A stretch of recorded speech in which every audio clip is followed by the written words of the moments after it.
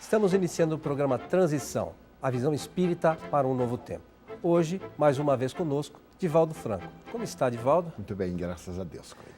Ô, Divaldo, agora no mês de janeiro, dia 15 de janeiro mais propriamente, nós comemoramos 150 anos do lançamento do Livro dos Médiuns. Nós pedimos a você que hoje pudesse fazer algumas considerações acerca do Livro dos Médiuns para aquelas pessoas que não tiveram contato com ele, ter uma ideia melhor do que Allan Kardec expôs nessa obra. Logo depois de publicado o Livro dos Espíritos, no dia 18 de abril de 1857, a era do espírito imortal tomou conta da Terra. Allan Kardec percebeu a grandeza da doutrina, pois que era um homem consciente, pela correspondência volumosa que passou a receber desde que o livro ganhava terreno nas áreas culturais da França, dos países francófonos, pois que as traduções a outros idiomas viriam depois. Para poder atender a um número imenso de pessoas que lhe recorriam pedindo ajuda e orientação, ele começou a publicar no dia 1º de janeiro de 1858 a Revista Espírita, na qual ele passa a fazer um estudo das comunicações mediúnicas, a responder à correspondência e também a atender os grandes debates que ocorrem entre os religiosos ancestrais e a doutrina nova que surge como o sol de um momento singular. A Revista Espírita se transforma na tribuna de iluminação do espiritismo para as consciências e de defesa também dos postulados doutrinários. Mas logo começaram as grandes perguntas, desde que o mundo espiritual vem sendo desvelado e a mediunidade é o instrumento pelo qual se pode chegar a essa realidade. Afinal, o que são os médiuns? Quais são as maneiras mais hábeis para evitar-se equívocos e, ao mesmo tempo, terá perigo o exercício da mediunidade? Para poder atender a essas muitas interrogações, Allan Kardec publicou um guia prático. Era uma espécie de manual didático, pois ele era um grande educador, para orientar médiuns e investigadores em torno de um fenômeno totalmente inusitado, totalmente desconhecido.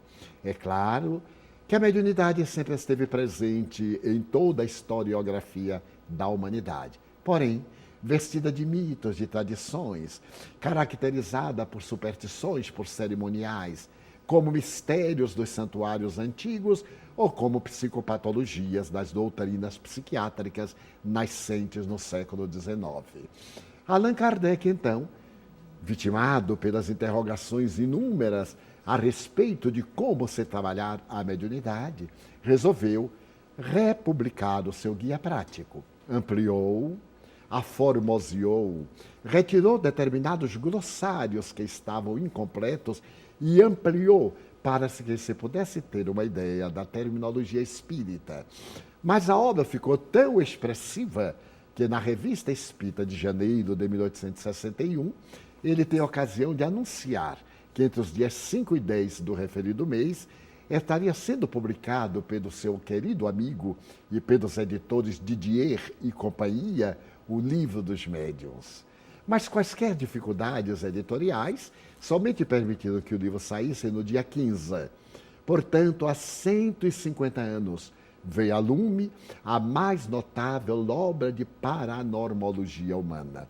O Livro dos Médiuns, como Allan Kardec esclarece, é um guia, é um modelo e, ao mesmo tempo, é um estudo de tudo quanto diz respeito à fenomenologia paranormal da criatura humana. Para poder situar bem no contexto da cultura a mediunidade, Allan Kardec começa o livro com uma interrogação. O capítulo 1 tem a seguinte pergunta: há espíritos?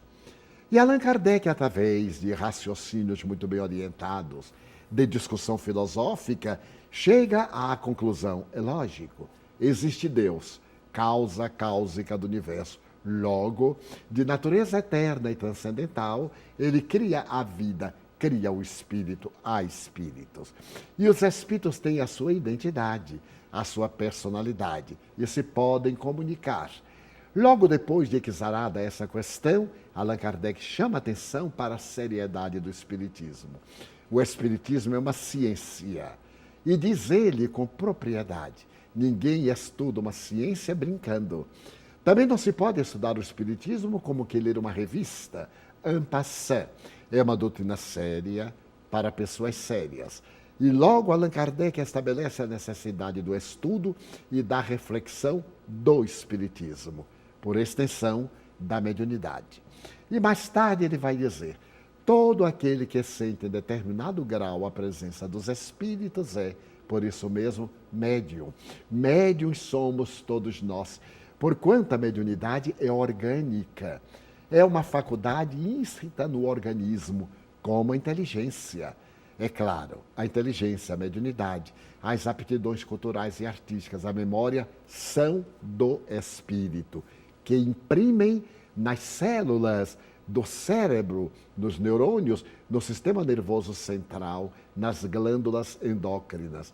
É, portanto, uma faculdade orgânica, que para ser exercida, deve ser realizada cristamente, santamente, pelo alto significado de que se reveste a própria mediunidade. Então, a mediunidade divide ele em dois aspectos, os fenômenos naturais e aquela mediunidade mais ostensiva. A mediunidade Chico Xavier, a mediunidade Ivone do Amaral Pereira, a mediunidade Zilda Gama, a mediunidade Francisco Peixoto Lins, o célebre médium Peixotinho, e tantos outros, às centenas.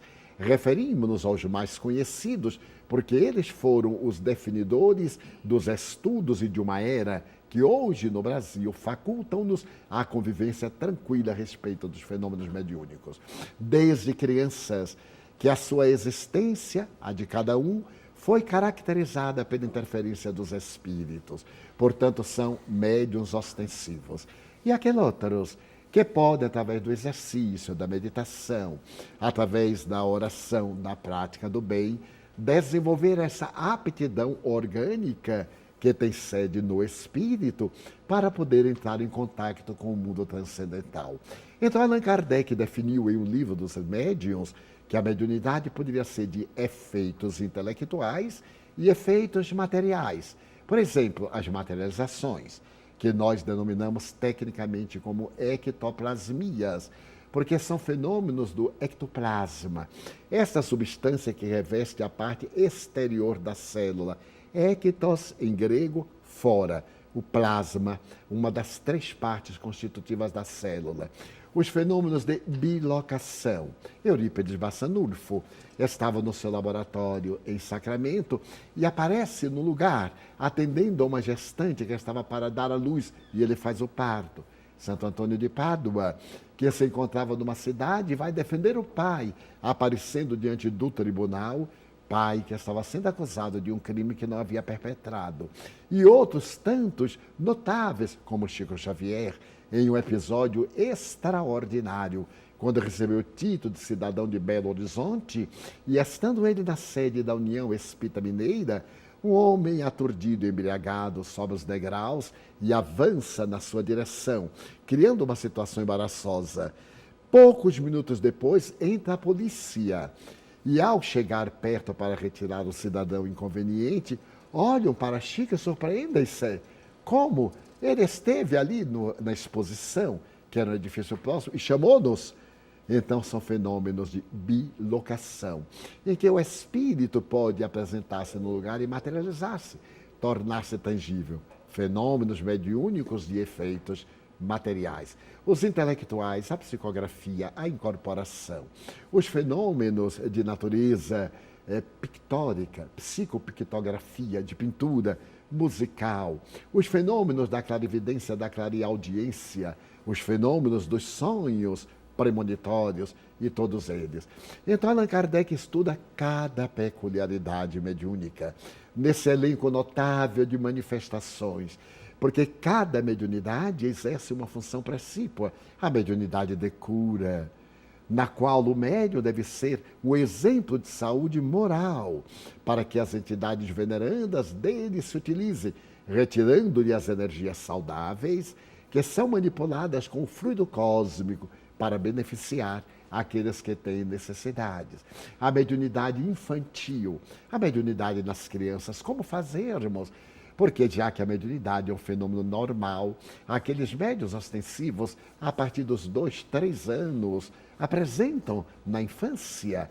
Então são fenômenos turbulentos, os pesadelos, a inquietação, a irritabilidade, as noites terríveis dessas crianças e seus pais. Como fazer? Desenvolver a mediunidade? De maneira nenhuma. A criança não dispõe de mecanismos defensivos. Então, Allan Kardec orienta-nos uma terapia. A terapia dos passes, da água fluidificada, a terapia psíquica, a conversação, a prece, o apoio. Mas por que isto ocorre? Porque os médiuns, em geral, não somos missionários. Somos espíritos em provas, em rudes provas, carregando a carga tremenda dos nossos deslizes e débitos de outras existências. Então aqueles inimigos vêm e cobram-nos. A criança é somente infantil no corpo. O espírito que ali se encontra já teve muitas experiências, talvez milenárias. Mas a criança nos provoca ternura, apoio pela falta de mecanismos defensivos e de autoproteção. Os pais deverão levá-las à casa espírita, matriculá-las no estudo infanto-juvenil da doutrina, para que numa outra psicosfera reabasteçam-se e defendam-se a mediunidade nos animais.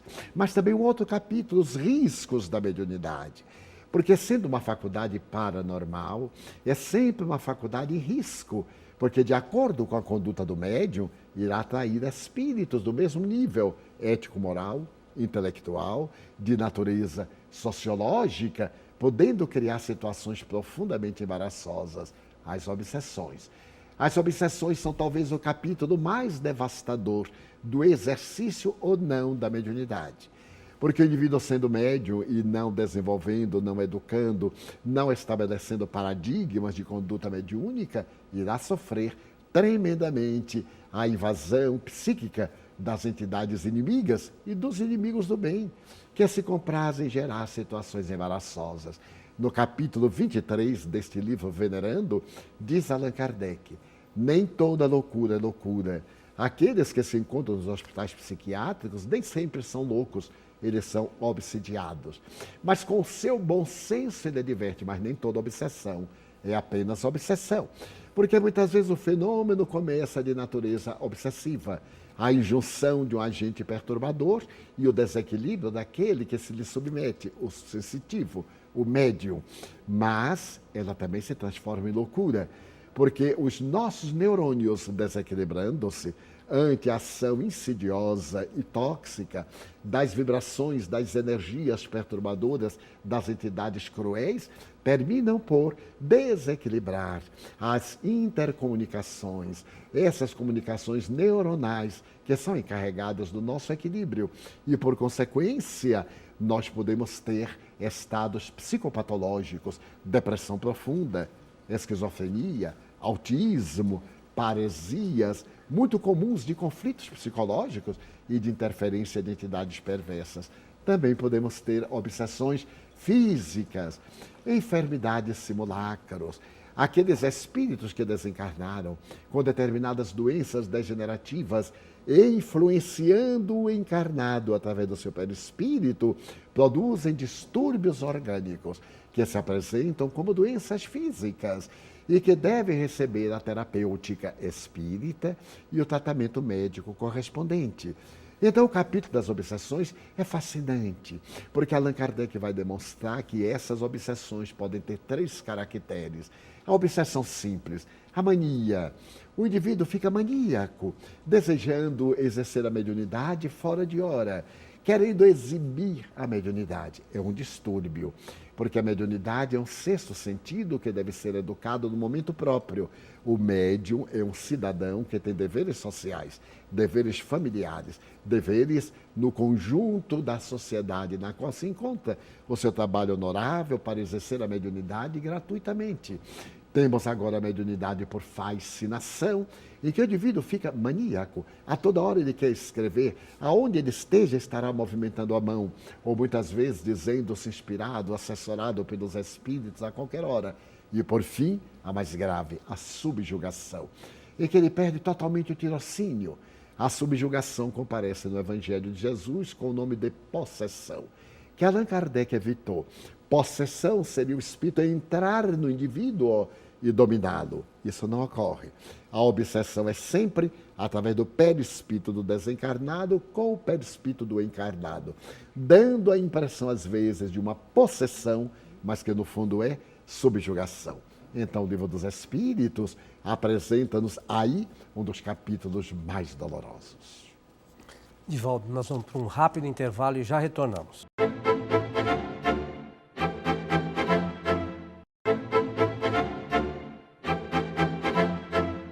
Estamos de volta com o programa Transição, a visão espírita para um novo tempo. Hoje estamos com Divaldo Franco comentando sobre o lançamento, os 150 anos, melhor dizendo, do Livro dos Médiuns. Divaldo, por favor. Falávamos sobre obsessão em momentos atrás.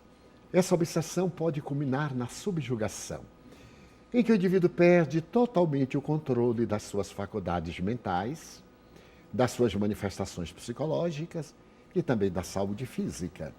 Porque os seus adversários, mais os adversários do bem, incorporam-se em uma batalha terrível contra as ações nobilitantes, especialmente do progresso da sociedade.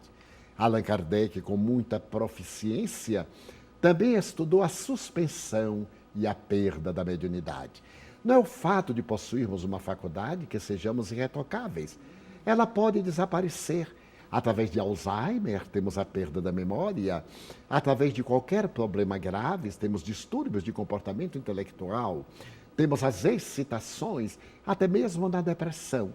Sempre consideramos a depressão como a tristeza, a melancolia. Mas a euforia é o lado oposto, é também um estado de depressão. Então a mediunidade pode ser suspensa por determinação dos guias espirituais do médium que a esteja usando de maneira inválida. E para poder não complicar o seu quadro de débitos, os guias espirituais podem colocar uma interrupção e a mediunidade fica periodicamente sem exercer a sua finalidade. Mas quando se trata de uma pessoa leviana, não sentindo a presença dos espíritos, simula e vem as mistificações dolorosas. Mas podemos chegar até a perda da mediunidade. Isso tem ocorrido, inclusive, com indivíduos que gozaram de celebridade no século XIX, no século XX, que foram instrumento de grandes pesquisadores e, de um momento para outro, pela vida incorreta, tiveram a suspensão da mediunidade e a sua perda. Pois Allan Kardec estuda com todo o cuidado esse fenômeno, que é perfeitamente um fenômeno orgânico. Desde que a mediunidade é orgânica, o organismo, no seu bem ou mal-estar, apresenta essas sutilezas, essas variantes. Mas Allan Kardec não ficou apenas aí. Ele foi mais adiante e estuda, através de um trabalho notável, como se deve organizar um centro espírita. E publica o Estatuto da Sociedade Parisiense de Estudos Espíritas, que ele criou e onde ele realizou um grande trabalho de pesquisa de médiuns, de estudos, para poder elaborar a codificação. Nesse trabalho notável, que é o Estatuto da Sociedade Parisiense de Estudos Espíritas, que se encontra no Livro dos Médiuns, nós vemos a gravidade das pesquisas mediúnicas. Mas Allan Kardec foi mais adiante. É muito fácil acreditarmos que espíritos venerandos estejam ao nosso alcance para qualquer frivolidade. Não é exatamente assim. Da mesma forma que na Terra temos dificuldade de manter contato com pessoas respeitáveis, com pessoas graves e portadoras de alta responsabilidade, no mundo espiritual, a questão é a mesma, para não dizer mais grave, porque a Terra é um reflexo. O mundo espiritual é o mundo causal, é o mundo modelo, é o mundo original. O nosso é uma cópia.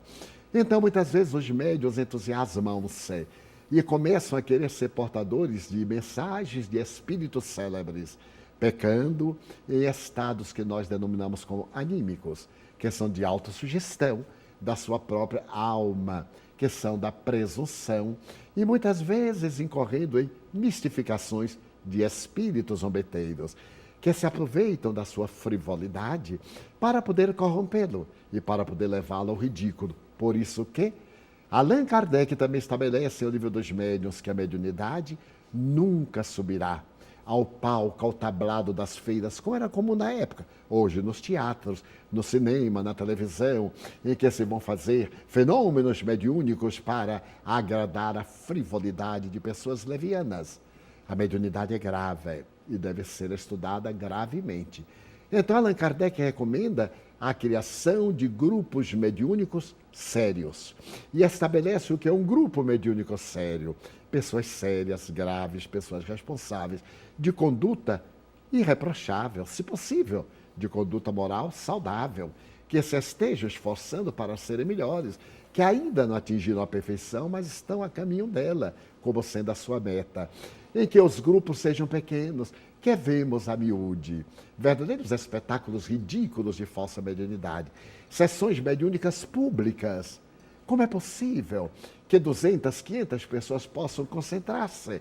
Ainda mais pessoas inábeis, de conduta irregular, atormentadas, inquietas, em uma sala repleta de indivíduos neurastênicos, com problemas nervosos, com transtornos de comportamento emocional, para poder falar-se com os espíritos, é um espetáculo circense. Não se trata de espiritismo, bem se vê, mas de pessoas levianas, permitam-me a honestidade, de pessoas irresponsáveis, que nunca leram ou sequer compulsaram as obras básicas do Espiritismo para saberem o que era o Espiritismo. O indivíduo apresenta-se como médium, e a mediunidade, como dissemos, está em todos nós. Ele pode ser um excelente médium, mas não conhecer como trabalhar isso, como ele pode ser um grande intelectual, ter um alto QI e manipular para o crime, para a hediondez, porque a faculdade é neutra. Então, Allan Kardec recomenda reuniões mediúnicas sérias, em que nós iremos reunir-nos para, sob a inspiração divina, entrarmos em contato com o mundo espiritual. Evitarmos as entidades perversas e mistificadoras. Por quê? Porque as almas que se comunicam conosco vieram da Terra. Elas levam as imperfeições da Terra, como temos cidadãos mentirosos, cidadãos fúteis, pessoas de caráter venal ao morrerem, continuam com essas características e se comprazem muitas vezes no ridículo. Nós vemos como é fácil ridicularizar uma pessoa, levá-la ao pódio da insensatez e muitas vezes zombar cinicamente, defraudando-lhe os valores para se comprazer. Também os espíritos mistificadores, os espíritos burlões, utilizam-se dessa frivolidade dos médiuns irresponsáveis para trazerem mensagens que não têm nenhum sentido, para poder exibir, mas exibir o quê? Uma posição irrelevante. Então, Allan Kardec, com todo cuidado, coloca nas últimas páginas do livro dos médiuns muitas comunicações que ele comenta. Por exemplo, uma comunicação de Chateaubriand. Chateaubriand foi um dos mais nobres escritores de língua francesa. E então ele veio dar uma mensagem comum, que poderia ser firmada por José Antônio Margarida, por qualquer pessoa. E Allan Kardec pergunta, estará esta mensagem ao nível de uma personalidade como Chateaubriand, como Napoleão Bonaparte?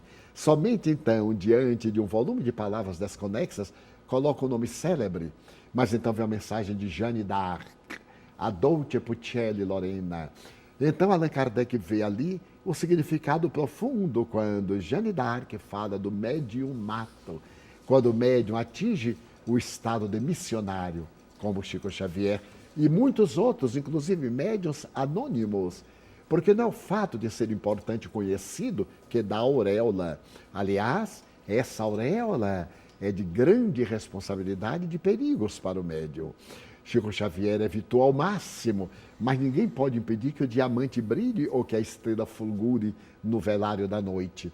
Então, quantos médiuns humildes, de pequeninos grupos, de lugarejos, pessoas dedicadas ao bem, até curandeiros, permitam-me, que deram a sua vida na sua modesta ignorância, em que não lhe chegou a luz da doutrina espírita, consolando, guiando, orientando pessoas e atingiram um momento de plenitude. Médiuns como Eurípides Bassanufo espírita, no começo do século XX, atingir o mediumato. Então, Kardec seleciona as mensagens para o estudo. Uma mensagem firmada por Jesus. E Kardec diz, vamos examinar essa mensagem.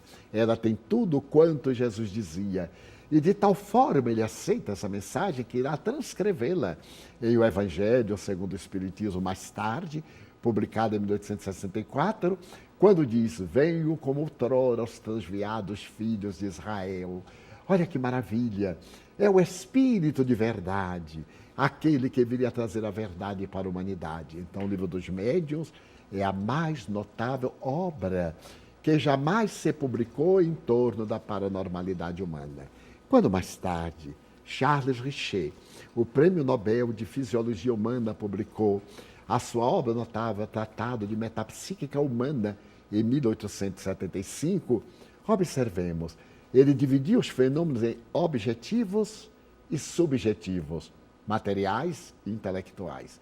Então nós vemos a metapsíquica repetida no Livro dos Médiuns, a parapsicologia repetida no Livro dos Médiuns, a psicotônica, a psicobiofísica, sem que pudessem fugir daquele estatuto paradigmático que Allan Kardec estatuiu no Livro dos Médiuns. Obra colossal, que não pode ficar na prateleira como sendo uma exibição, mas que deve ser estudada com seriedade.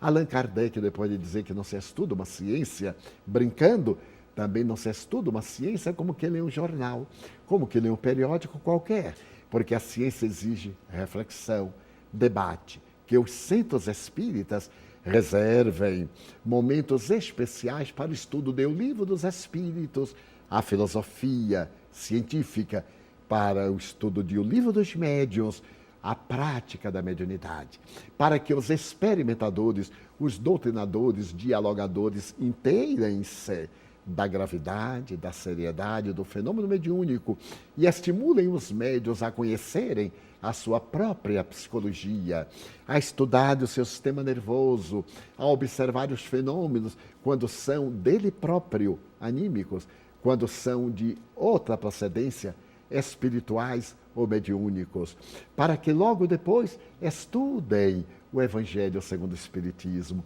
e coroem a ciência filosófica, a investigação científica, a ética moral e, prosseguindo, o céu e o inferno, para onde nós vamos depois da vida física. Quais as nossas hospedagens? Haverá um lugar acima, outro lugar abaixo? Sabemos hoje, pelo conhecimento da astronomia, que no infinito não tem alto nem baixo. Então, o céu e o inferno são estágios da nossa consciência para culminarem a Gênese e podermos entender a história da evolução, concluindo-a com a grande transição planetária, conforme prevista pelo codificador. Dedicamos-nos, pois, hoje a homenagear o Sesc Centenário de O Livro dos Médiuns, que ocorreu em janeiro próximo passado, no dia 15, inaugurando uma era que nos fundamenta para o exercício da mediunidade de maneira nobre, sensata, e podermos criar, no meio da sociedade, um mundo de telecomunicações. Como disse muito bem o professor Herculano Pires, referindo-se a Chico Xavier, de intercorrência entre o mundo físico e o mundo psíquico e o mundo espiritual. Então, Chico Xavier, como todos os médiuns, são indivíduos que estão entre os dois parâmetros, o parâmetro espiritual e o parâmetro material. Homenageamos, portanto, o Livro dos Médiuns, ao ser celebrado o seu 150º aniversário no dia 15 de janeiro próximo passado. Divaldo, os nossos agradecimentos. Lembramos aos nossos amigos que todas essas palavras trazidas por você no dia de hoje podem ser revistas no site do nosso programa que está passando aqui na tela para você. Então, até o nosso próximo encontro com o Transição, a visão espírita para um novo tempo. Até lá.